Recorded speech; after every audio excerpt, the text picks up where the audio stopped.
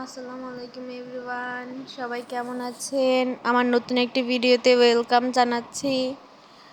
আজকে কিছুদিন যাবৎ প্রচুর পরিমাণে বৃষ্টি হচ্ছে। এই বৃষ্টি ওয়েদারে ভাজা পোড়া না খেলেই নয়।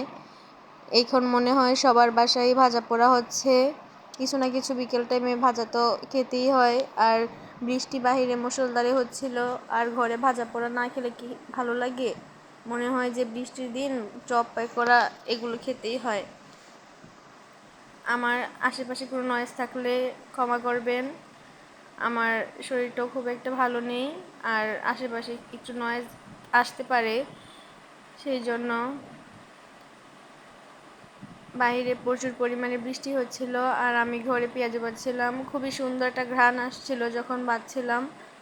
পরে সবাই খুবই পছন্দ করেছিল। আমার বাসায় মেহমানি আসছিল, আবার বাসার সবাইও খেয়েছে, সবাই খুব পছন্দ করেছে। আপনারা চাইলে এভাবে বানাতে পারেন। আমি এখানে এটাকে খেসারির ডাল বলে খেসারির ডাল দিয়ে বানিয়েছি, সবাই খুব পছন্দ করেছে। আসসালামু আলাইকুম।